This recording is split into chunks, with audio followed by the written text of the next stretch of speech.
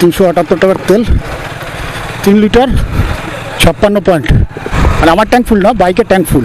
আমাদের যেমন খাবার না খেলে শরীর চলে না, তেমনি বাইকেরও তো খাবার না দিলে বাইক চলবে না।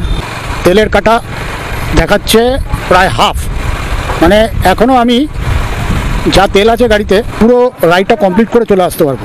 মানে আমার ডেস্টিনেশন যাব, আবার সেখান থেকে ব্যাক করে চলে আসতে পারবো। কিন্তু তাও আমি একটুখানি তেল ভরে নিই। সামনে পেট্রোল পাম্প আছে, ধারসাপ পেট্রোল পাম্প, হিন্দ মোটর। তো জিটি রোডে উঠেই এই ডান দিকে পেট্রোল পাম্পটা পড়বে, এখানে ট্যাঙ্ক ফুল করে নিই, ফুল করে দিই।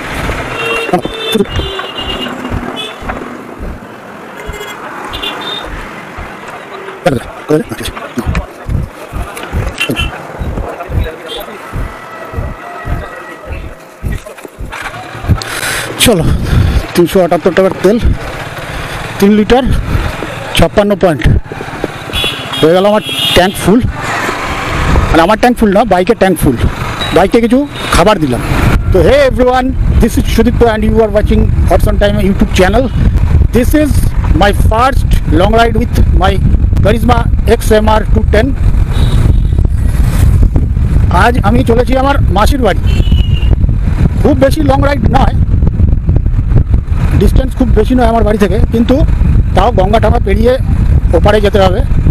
আমি দক্ষিণেশ্বর ব্রিজ পেরিয়ে যাচ্ছি, কারণ ফেরিঘাটটা পেরোবো না। ফেরিঘাটটা পেরোনো এই বাইক নিয়ে সম্ভব না, স্ক্র্যাচ ফ্যাচ পড়ে যাবে, ভাইজার ভেঙে যাবে। ফুল ফেয়ার বাইক তো। আমার বাড়ি থেকে অলমোস্ট কত ডিস্টেন্স সেটা আজকে মেপে বলে দিতে পারবো তোমাদের। আগে বহুবার গেছি, কিন্তু খেয়াল নেই আমার কত ডিস্টেন্স। তবে খুব বেশি ডিস্টেন্স না হলেও আশা করবো মোটামুটি ডিস্টেন্স আছে। হয় কি জানো, এই টোটো আর এই ইঞ্জিন ভ্যানগুলো, মানে এত অভদ্র অসভ্য রাস্তা নয় জিটি রোড। আগে যতটাই সভ্য ছিল, এখন ততটাই অসভ্য হয়ে গেছে। একই সরু রাস্তা, তার মধ্যে এত দোকানপাট, শপিং মল, আর এই টোটো আর ইঞ্জিন ভ্যান, এই দুটো খুব ডেঞ্জারাস, পুরো পরিবেশটাকে নষ্ট করে দিয়েছে। যাই হোক, আমি প্রত্যেকটা ভিডিওই আমি এই জিনিসটা বলি যে রাজপথে টোটো চলা একদমই উচিত নয়, বা ইঞ্জিন ভ্যান তো কোনো জায়গায় চলা উচিত নয়, ইললিগাল একটা ভেহিকেল। যদি এই ভিডিও দেখে প্রশাসনের কেউ সচেতন হয়, তাহলে আমরা উপকৃত হব, তোমরা উপকৃত হবে, মানে আমরা সকলেই উপকৃত হব। তো এই জিটি রোড দিয়ে সোজা উঠবো বালি খাল পেরিয়ে বালি ব্রিজে উঠবো, বালি ব্রিজে উঠে ওপারে চলে যাবো, মানে দক্ষিণেশ্বর পেরিয়ে ওপারে চলে যাব। আমার মাসির বাড়ি ব্যারাকপুর পেরিয়ে নীলগঞ্জের কাছাকাছি। তো বহুদিন বাদে আমার মাসির বাড়ি যাচ্ছি, কিছুই না, জাস্ট সৌজন্য সাক্ষাৎকার। সৌজন্য সাক্ষাৎকার। আসল কথা কি, বয়স্ক লোকেরা তো সবই চলে যাচ্ছে আস্তে আস্তে, যারা রয়েছে তাদের সাথে একটু দেখা সাক্ষাৎ করে তাদের মানে একটু স্নেহ ভালোবাসা পাবো আর কি, সেই উদ্দেশ্যেই যাওয়া। তো চলে এসেছি বালি, মানে এখনও বালি আসেনি। এই যে ব্রিজটা দেখতে পাচ্ছ, বালি খাল, এটা হুগলি আর হাওড়া ডিস্ট্রিক্টের বর্ডার। মানে একটা ছোট্ট খাল, গঙ্গার একটা সংযোগকারী খাল। এই খালটার এপারটা, মানে আমার পেছনের দিকটা হুগলি ডিস্ট্রিক্ট আর সামনের দিকটা হাওড়া ডিস্ট্রিক্ট। এই যে খালটা দেখতে পাচ্ছ, এই যে ব্রিজটা পেরোলাম, এই আমরা হাওড়া ডিস্ট্রিক্টে এন্ট্রি করলাম। আর এখান থেকে সিগন্যাল দেওয়া রয়েছে সবুজ। আর উঠে যাব আমি ওপরে উঠে গিয়ে বাঁ দিকে চলে যাব, বাঁ দিকে চলে গিয়ে উঠবো বালির ব্রিজ, মানে বিবেকানন্দ সেতু, যেটা বালি ব্রিজ বা দক্ষিণেশ্বরের ব্রিজ বলে। আজকে টেম্পারেচার একটুখানি বেশি অন্যান্য দিনের তুলনায়, মানে আস্তে আস্তে গরমটা পড়ছে। আর যথারীতি এখানে একটু জ্যাম থাকে, জানি না এখানে জ্যাম রয়েছে কি না, গাড়িগুলো তো আস্তে আস্তে যাচ্ছে দেখছি। যদি জ্যাম হয় তাহলেই তো মুশকিল হবে, প্রচুর টাইম লেগে যাবে। তো এখান থেকেই দেখতে পাচ্ছি গাড়ির লাইন, জানি না আমি বাসের জন্য কিনা। তো আজকে রবিবার, খুব একটা জ্যাম থাকার কথা নয়। রাস্তাটা এখানে কীরকম হাত খাচড়া করে রেখে দিয়েছে। তো উঠে পড়লাম বালি ব্রিজে, নিচ দিয়ে মা গঙ্গা বয়ে চলেছেন। আর সামনে ওই যে দূরে দেখতে পাচ্ছ, ওটা হচ্ছে দক্ষিণেশ্বরী মায়ের মন্দির, কালী মায়ের মন্দির। এখান থেকে দেখা যাচ্ছে আজকে ধোঁয়া ধোঁয়া পরিবেশ। অলরেডি সব ছুটির দিন কাটাতে বেরিয়ে গেছে।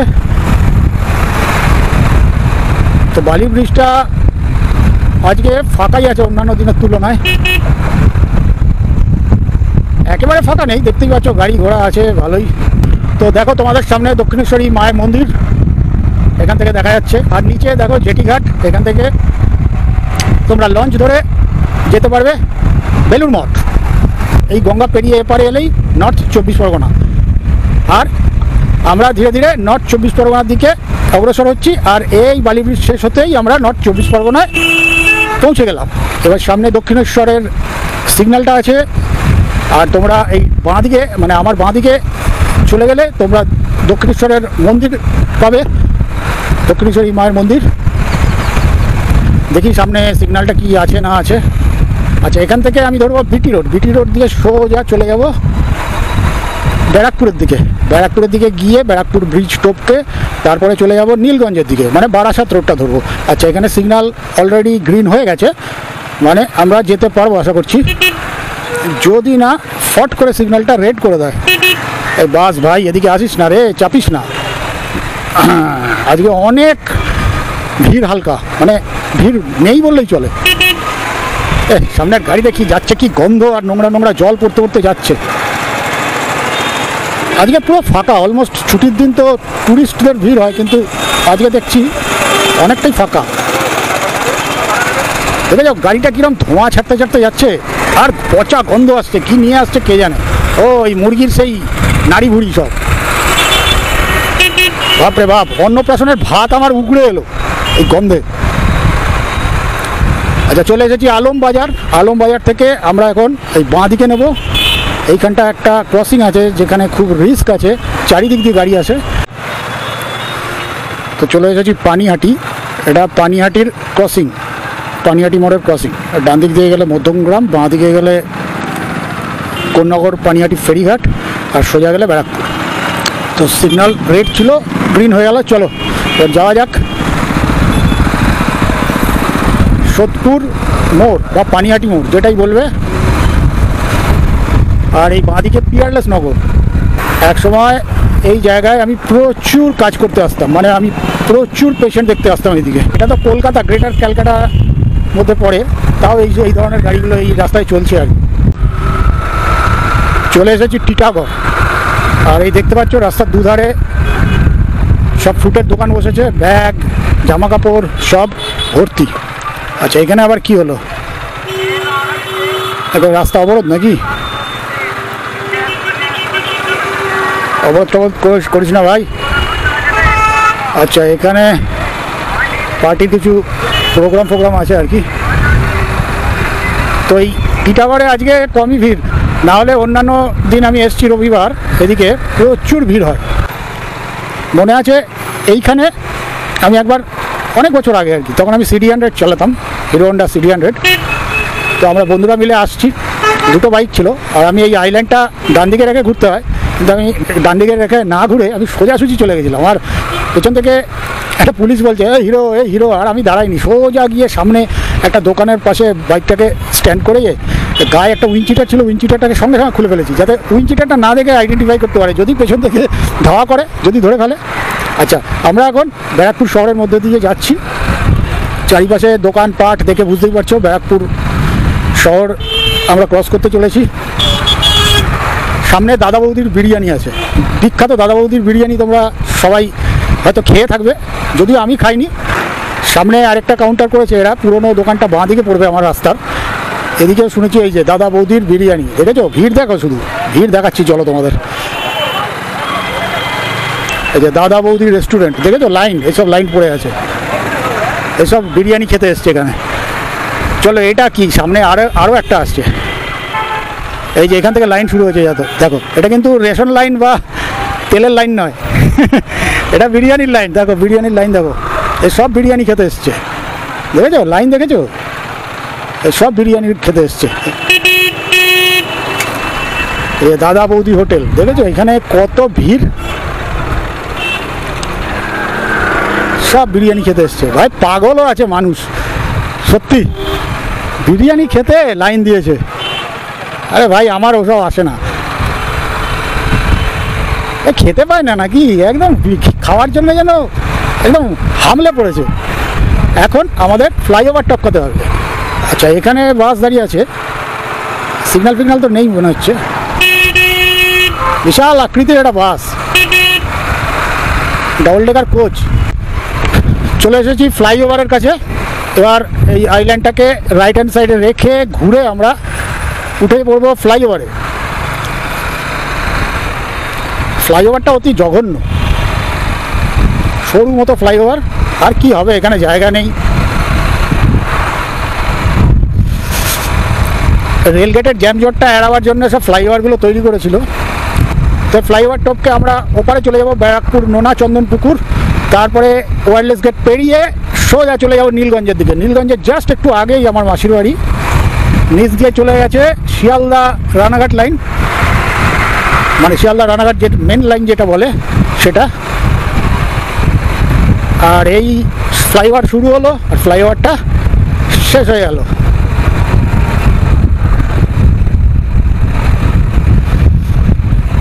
আসবার সময় আমি ভাবছি বারাসাত হয়ে আসবো, বারাসাত বিরাটি, ব্যারাকপুর হয়ে আর আসবো না, কারণ এদিকে প্রচণ্ড ভিড় ভাট্টা হয়। ওদিকে একটুখানি লং চালাতে পারবো আর কি। তো চলে এলাম রেল লাইন পেরিয়ে এপারে নোনা চন্দনপুকুরে। তো এখানে আমি প্র্যাকটিস করতেও আসতাম মাঝে মাঝে। আমাদের এখানেও একটা ব্রাঞ্চ ছিল ক্লাবের, মার্শাল আর্ট প্র্যাকটিস করতে এখানেও কখনো কখনো আসতাম। যদিও মেন ক্লাবটা ছিল বেলঘড়িয়া আগরপাড়ায়, তো এখানেও একটা ব্রাঞ্চ ছিল যেহেতু, তো এখানেও আসতাম। এখানে অনেক বন্ধুবান্ধব আছে আমার। তো দেখতে দেখতে চলে এলাম ওয়্যারলেস গেট। এটা কল্যাণী এক্সপ্রেসওয়ের ক্রসিং। এই যে উপরে দেখতে পাচ্ছ ফ্লাইওভার হচ্ছে, রাস্তার কাজ চলছে। আর যদি রাস্তার কাজ না চলতো তাহলে আমি এতক্ষণ পৌঁছে যেতাম, কারণ আমি এই কল্যাণী এক্সপ্রেসওয়ে দিয়েই আসতাম।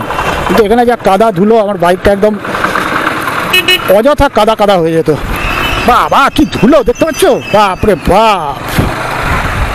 ওই বাসটা যাচ্ছে না সামনে, আর এখানে রাস্তার কাজ হচ্ছে, প্রচুর ধুলো উড়িয়ে যাচ্ছে। আচ্ছা, যেটা বলছিলাম, এই রাস্তাটা হলো ব্যারাকপুর বারাসাত রোড, মানে ব্যারাকপুর থেকে বারাসাত যে কানেক্টেড রোড, সেই রোডটাই এটা। এটা দিয়ে 81 বাস চলে। এই রাস্তাটা ন্যারো আর প্রচুর গাড়ি ঘোড়া চলে হাই স্পিডে। সামনে পড়বে শিউলি। শিউলি থেকে খানিকটা এগোলেই আমার মাসির বাড়ি, মানে অলমোস্ট বলতে পারো শিউলি পঞ্চায়েত এলাকায় পড়ে আমার মাসির বাড়ি। এই নামগুলো হয়তো তোমরা শুনে থাকবে, আবার নাও শুনতে পারো, এমন কিছু বিখ্যাত জায়গা নয়, একটু ইন্টেরিয়র আর কি।